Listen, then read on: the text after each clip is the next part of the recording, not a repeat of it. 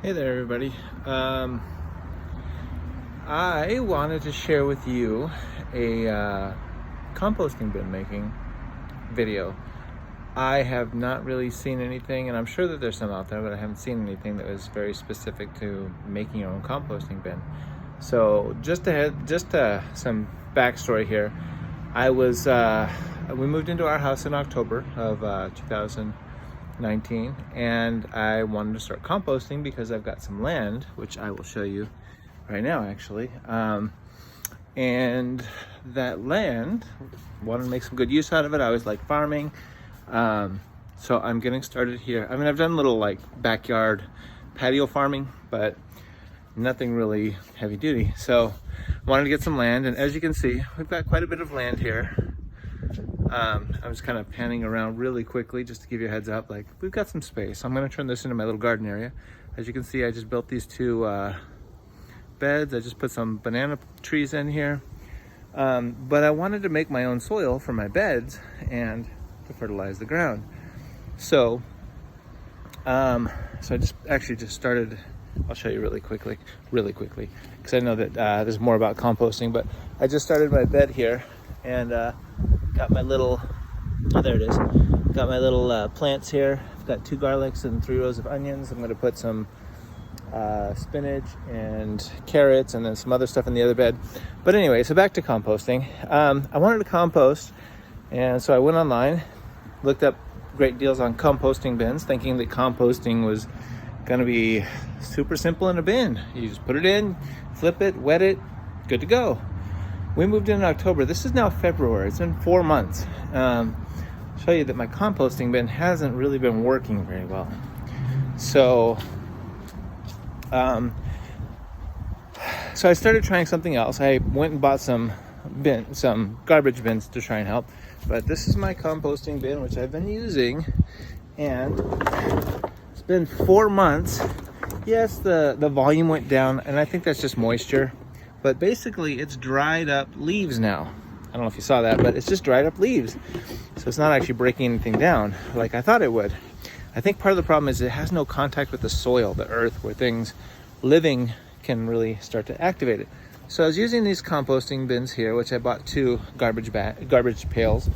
The problem with the garbage pails, and I knew this when I did it, but I didn't put holes in the bottom. There's no aeration, so yeah, the bottom got really slimy when I added the water. The top was really dry. So I had to keep flipping it, and it still didn't do what it was supposed to do. And I had this broken garbage can with holes in the bottom, which actually seemed to work a lot better, but it's also right on the ground. The only problem, it was making a mess on my cement. So I went to the store and I bought some materials. And I'm going to show you what my composting bins now look like, because it's a world of difference. There's so much aeration going on. I just built them today, so but I've seen people have them. I've never seen anybody show how to build it. So basic knowledge of how to make a circle, did the math and all that. But here are my composting bins now, and as you can see, this is full of everything that I've been having in my composting bins that hasn't broken down. I had a pile here. Part of the problem was not enough aeration, not enough surface area.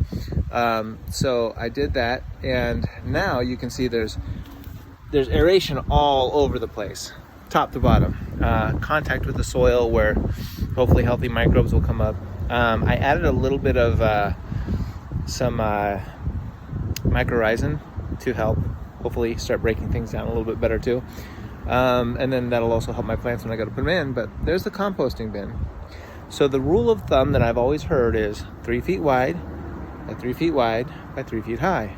So this is a 36-inch tall chicken wire that I made 3 feet around, which means it's about maybe it's supposed to be, no, not 3 yards, which is about 10 feet of chicken wire. So fortunately they don't sell them in 10 feet increments, but I bought this little post to help support it, to keep it, upright, which is not necessary, but because these things do stand up on their own. I just wanted to give it some support just in case it got heavy or started to tilt, which I've seen people do. So hopefully this will help. It's actually staked into the ground with a spike. But again, not necessary. These things are like $2-3. I'm like, for $2-3, it doesn't work. That's fine with me. So I made this composting bin, and the secret is, there's no secret actually. It's super simple. By the way, that's my orange tree behind me. I bought a 50-foot roll because the 25-foot roll was the same as the 50. The only problem was I was going to have 2 composting bins with 5 feet of waste. And I figured I'm probably going to make more in the future. So I bought this roll of chicken wire, and I'll show you what it looks like from Lowe's. You can go to Home Depot, Lowe's, you can probably even get it online, but this is it. They're not paying me to support this. It's Red Brand welded fence, wire fence is what it is, which to me was a little bit more supportive than the animal wire, chicken wire, whatever you want to call it.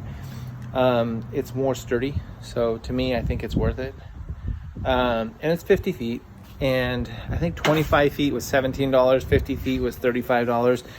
My composting bin was $300, and it doesn't work. So I figured $40 for this and 2 stakes. So all you have to do is grab yourself a tape measure for measuring, obviously. Got my little 10-foot tape measure. It's my little home one, it's cheap. And I got my work linesman's pliers, which has a cutting section here, and that's really the secret. So what I did was I just took this, rolled it out, measured 10 feet, and when I went to cut it, let's say that this is my 10-foot mark here, which is towards the roll. This is the end here, okay? So I measured it out. Let's just say for 10 feet, for example. Let's say it was here, okay? So if this was the 10-foot mark, going this way was 10 feet, I cut it right at that 10-foot mark. And I left these little wires sticking out, and that's okay. You want to leave it sticking out so that when you go to put it together, now I measured 10 feet. It really only needs 9.4 something feet to make 3 feet. I went 10 to give it a little bit more support. I want to overlap it so there's some support right there at the end. So you're not, it's not just, the 2 ends butted together. So then I took in those extra wires and I bent them around to make little hooks, which will hold it all together. And that's it. So wrapped it in a circle, bent the little things over, the little ends, and then again, trying to give it a little bit more support, I actually put that, and I'm sorry for all the walking, but obviously I want to go everywhere and show you. I put the stake right at the ends where I overlapped it. I don't know if you can see that very well, but this is the overlap right here. So all I did was, you can see I bent it over.